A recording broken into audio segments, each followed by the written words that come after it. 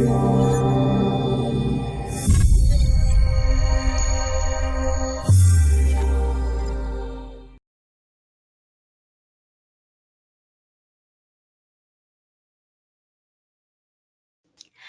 everyone. Thank you so much for joining me for another one of our successful student interviews. I'm joined today by Alexi. Alexi, thank you so much for sitting down with me.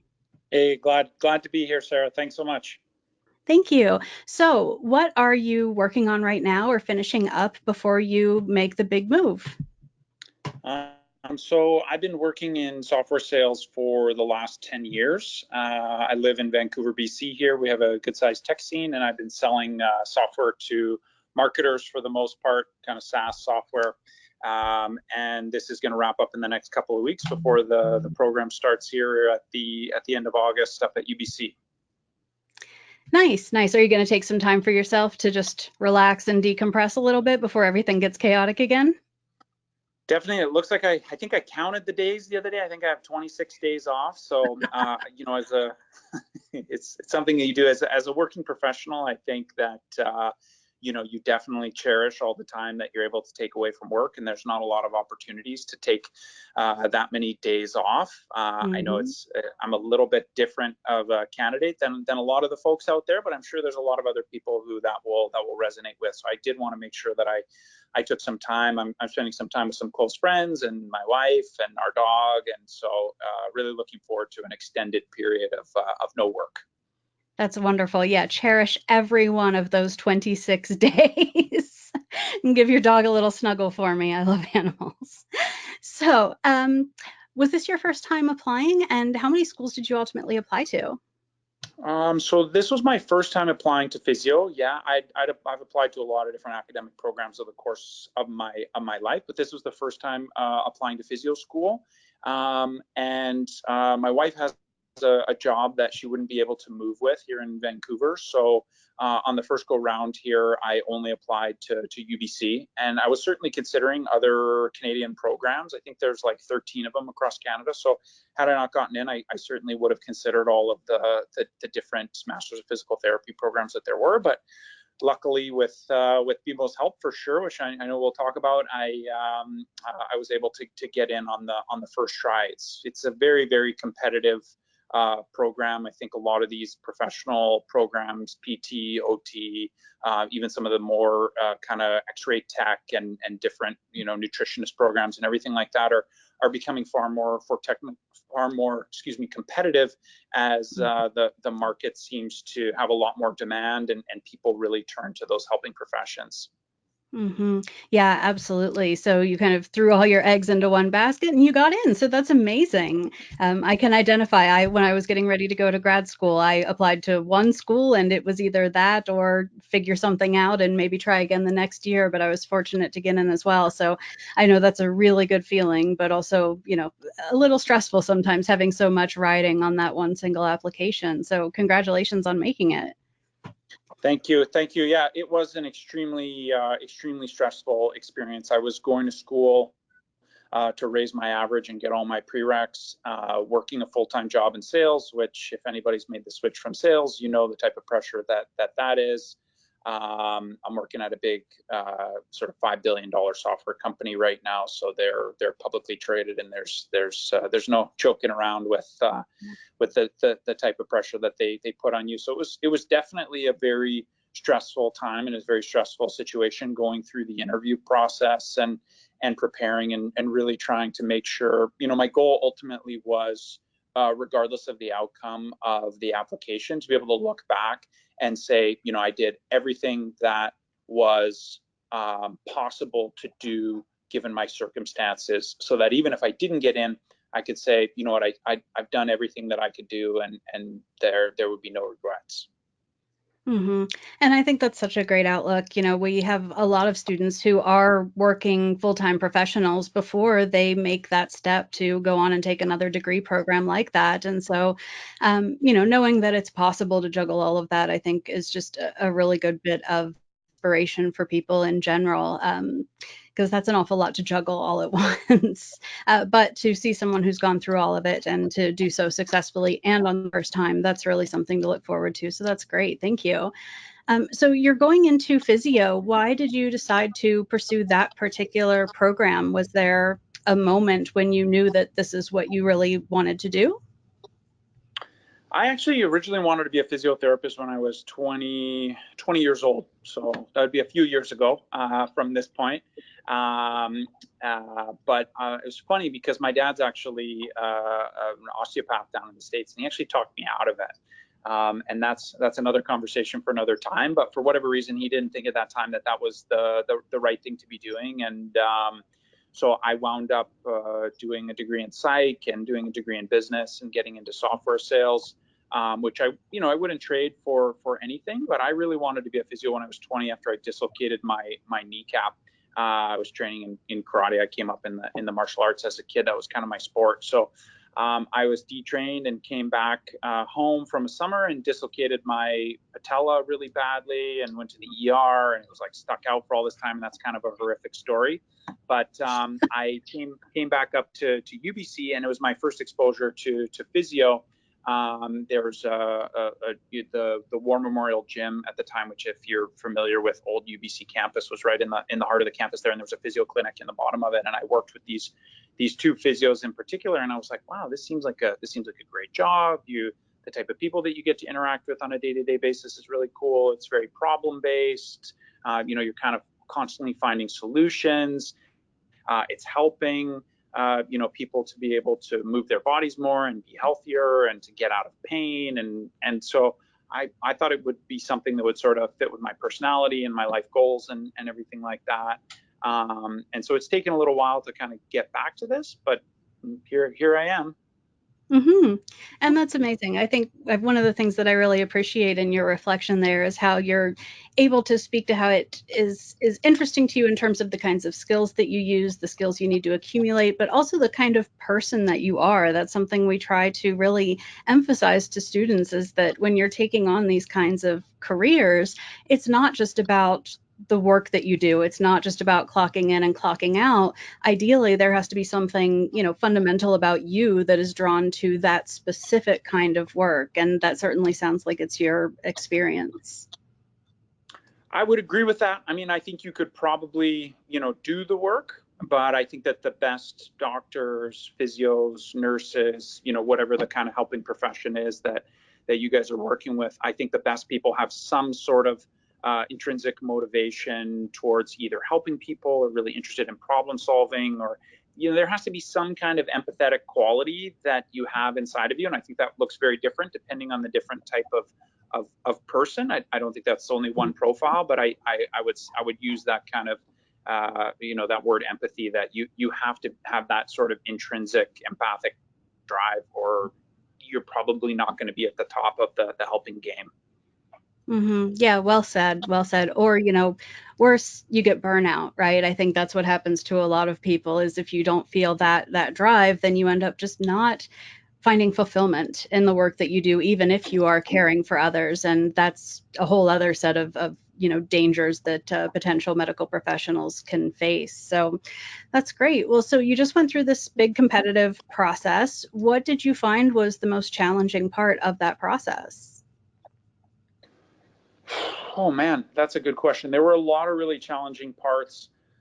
Um, I mean, it's funny you mentioned burnout. I definitely suffered from some burnout over that process. So I would say for me, it was juggling multiple priorities, none of which could be deprioritized if I was gonna, kind of meet all the goals that I had set out for myself.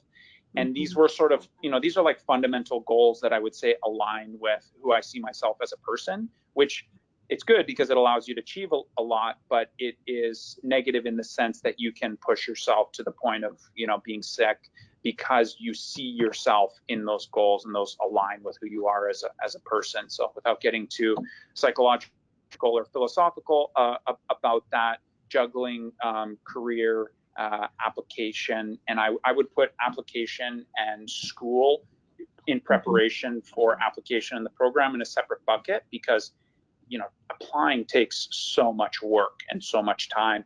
And at the same time, I'm taking a class and writing a midterm and writing a paper, and then work on top of all that. So really just just, really, getting home on Friday afternoon and really wanting to enjoy a relaxing weekend, and not because you're lazy, but because you're exhausted, and really doubling down and saying, no, I need to do my reading, because if I don't do my reading, then I won't have time to write my paper, and I won't be able to get a 90% or over in my class, and won't be competitive with everybody else who's applying to the program. So, just pressure across multiple categories of your life. And then, the other thing that I would add to that is that what that requires then is sacrifice in other areas. The amount of time you get to spend with your spouse isn't as great. The amount of energy that you bring to that relationship when you are, able to make the time isn't as much. And so there's just, you have to sacrifice somewhere.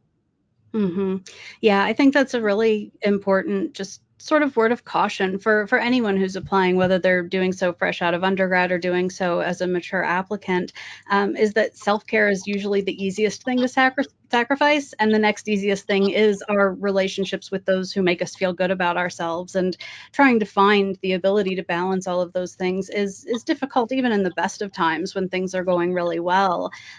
So just being on guard regarding one's own wellness in both the physical and mental sense, I think, is a really good takeaway from that, because it can be really easy to set those things aside. Totally.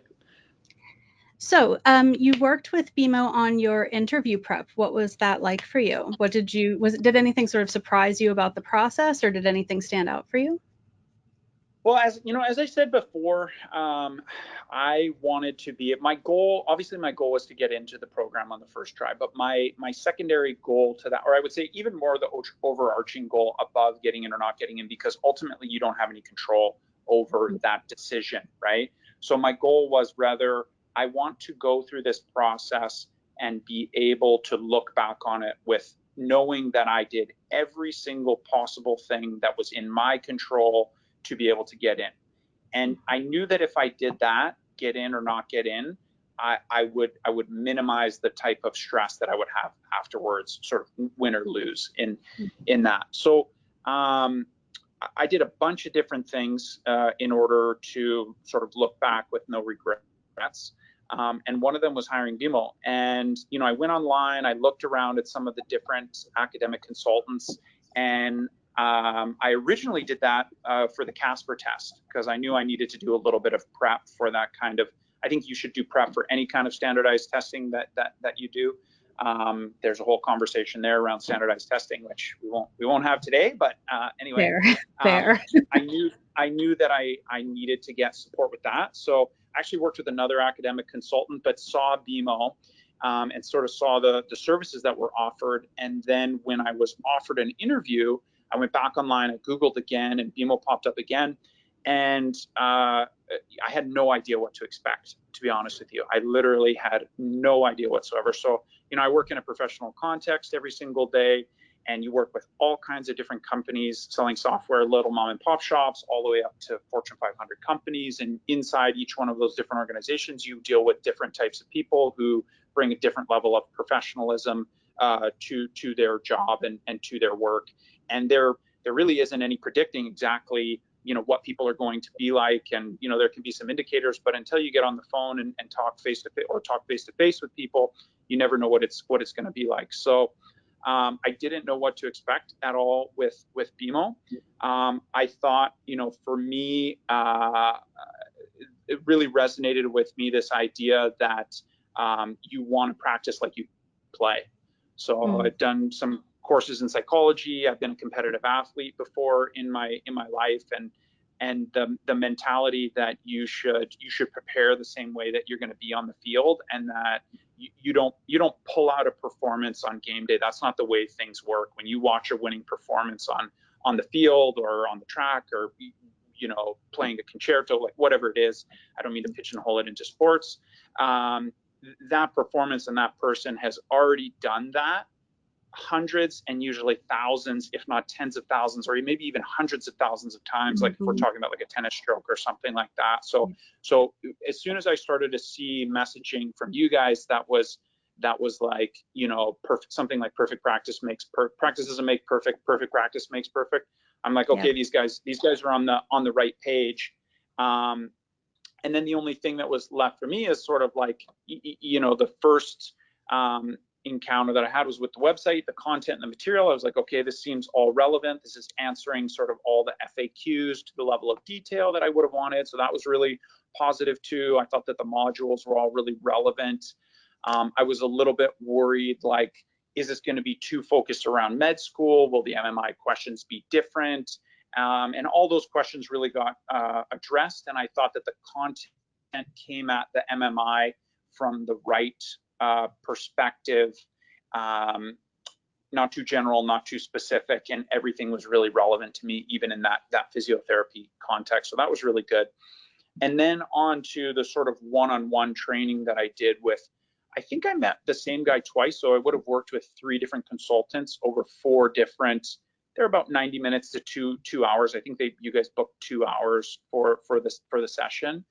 And it was funny too, because, it was like 8 o'clock at night. I said to my wife, like, okay, I have to go do this BeMo session. And, I had done my pre-work, I tipped up the laptop, and bang, all of a sudden there we are in this, this MMI scenario.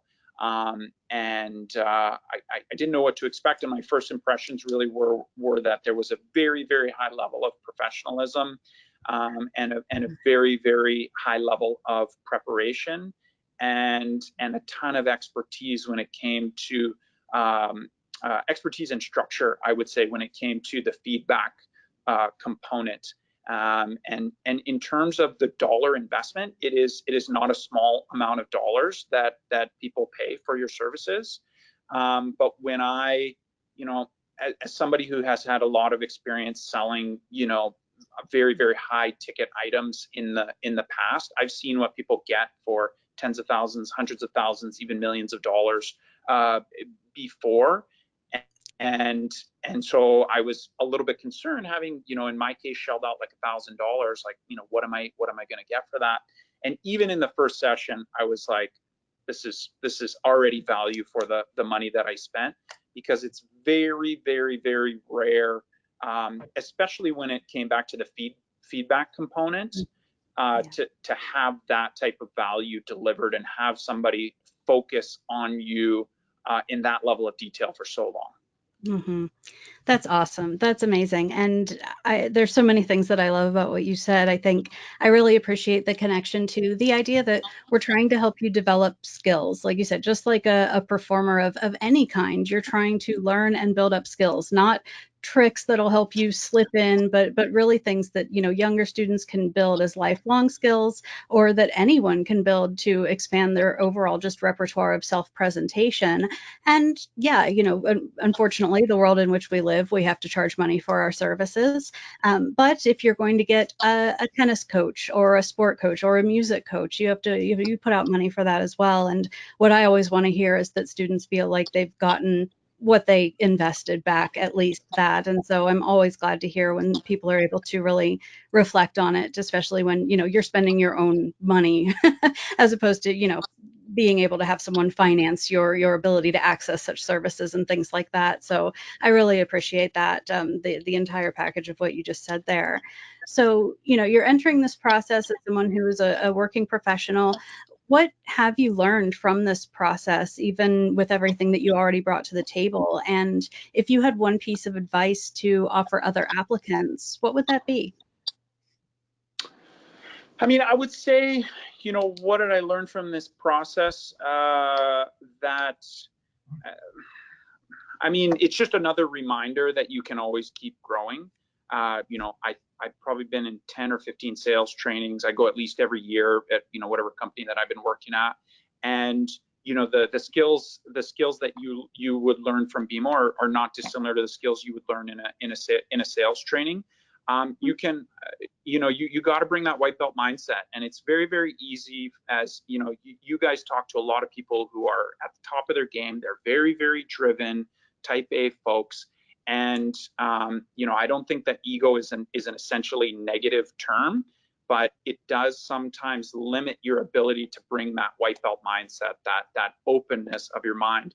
And I remind myself every time I go into sales training, you know what, they may repeat 99.99% of things in this training that you already know, but you have to have an open mind, because that 1% of one things that will add to your game, that will make you better.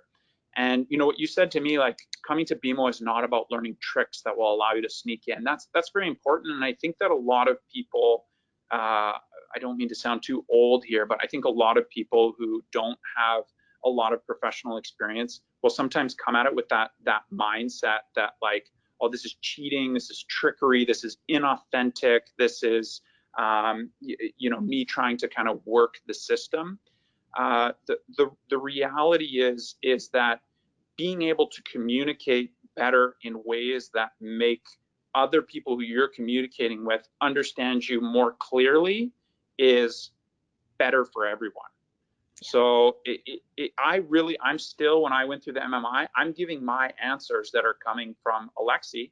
I am just packaging them up in a way that makes them more clear, more concise, and more direct, and easier to understand than the 10 other people who were there on the MMI day with me, which is very, very similar. Like I said, I've given that kind of sales training example. There's a lot of good salespeople out there, but the best ones have really found a way to package up the information that they're trying to deliver in a way that is very, very easy for the receiver of information to consume. Mm-hmm. Yeah, one thing that I appreciate working with people who are, likely closer to the stage that I'm at in terms of being a working professional and all of that, is the ability to, to understand what one does well, but to also have that humble approach. And it seems like the more that we learn, the more that we know, the more we realize we don't know and how much we still have to grow and learn. And it's sort of this paradoxical effect that the more knowledgeable you are, the less knowledgeable you feel, but in a good way, because that makes you more open to that vast experience of worldly knowledge that exists beyond what we ourselves have. And so I really appreciate that kind of perspective that you brought right there. That was, I think, really well articulated. So thank you for that. So you got in, you're about to make this big change. What are you most excited about? I think, just going to reflect a minute before I just give you a straight answer. Yeah. I think I'm really excited about going learning all day. I actually really enjoyed. It was a lot of work working and going to school at the same time, so I felt a lot of exhaustion in the classroom and a lot of like, okay, buddy, like, come on, like, here we go. We got to push these 3 hours of anatomy. While also really enjoying a lot of that process. So I'm really excited to be able to just go to school every day and be able to just engage in learning and really try and develop this new skill set. I'm excited for like being able to be in a cohort and a group of people who are trying to develop themselves and kind of crystallize around the what are we, the class of 2021. Like I'm excited about that. I think that will be very interesting and very exciting. But I would definitely say the thing that I'm most excited about is actually being a physio and being able to go out there and practice. I think I talked to somewhere between 20 or 30 physios over the process of preparing to and applying for the program. And I'm just really excited for the type of work that I'm going to be doing, for the type of lifestyle that's going to afford me, to the type of people that I'm going to engage with. So really everything. But I think, like the first thing, like I said, that came to mind, it's going to be so much fun to just get up and go learn every single day. That's going to be a huge luxury. That's beautiful. I'm trained as an educator. I've done most of my work teaching in higher education. And so anyone who has that genuine excitement to be in the classroom again, to being able to devote their whole self to that process is something that speaks to my educator's heart, and something that I remember fondly when I was doing my PhD as well. Like you said, having that cohort and just everyone being devoted towards the same general goal of accumulating more knowledge and then using it in positive ways out in the world. So that's awesome and really, really lovely. Thank you. So where do you see yourself in 10 years? How does this end up ideally for you? So I've been really lucky. Like I said, I probably talked to somewhere between 20 or 30 physios. I have probably 5 or 6 guys and gals who I'm close with who are physios. So I've had people who have already offered me a job in Hey, their clinic. Yeah, nice. so Nice. that's pretty exciting. I don't mean to brag, but it's Brag. really You it's a deserve good it. feeling.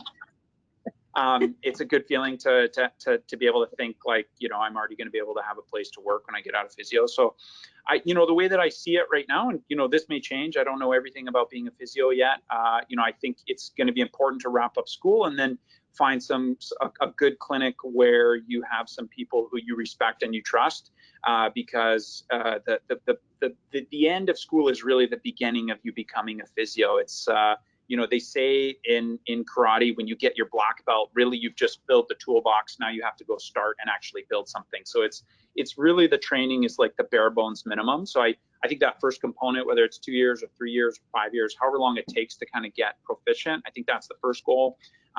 Building up your professional reputation happens at the same time as that, but it will take you a while to get good. So I think really that's going to be really important.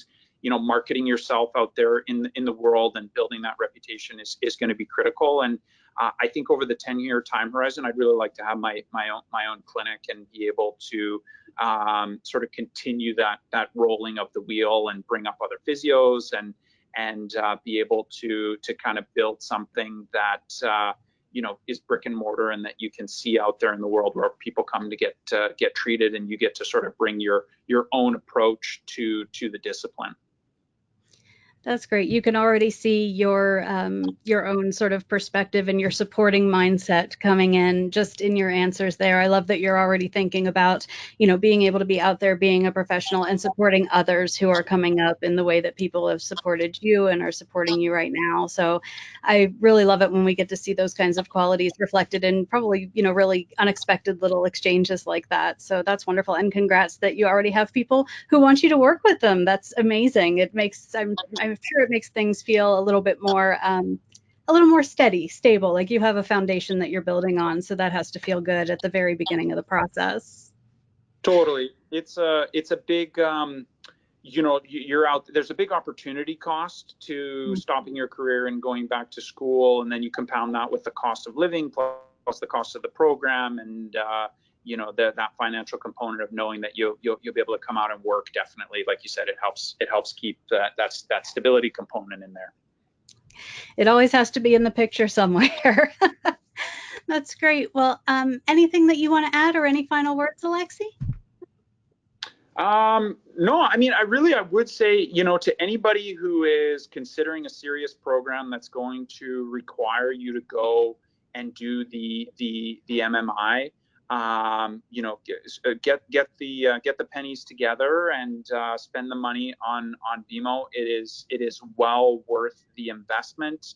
I think the approach is one that would serve anyone.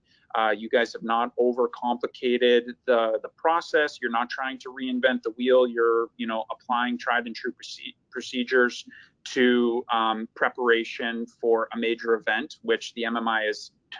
Bet your bottom dollar that's a major event. It's absolutely something that I would recommend to anyone who really wants to take this process seriously and really wants to get into one of these programs. Amazing. I can't ask for a better endorsement than that. Well, thank you so much for sitting down with me again, Alexi. I really appreciate you taking the time. Hey, so glad to do it, Sarah. Thank you so much. Thank you. And thanks to everyone who's been watching. Stay tuned for some more successful student interviews. And in the meantime, take good care, and I'll see you then.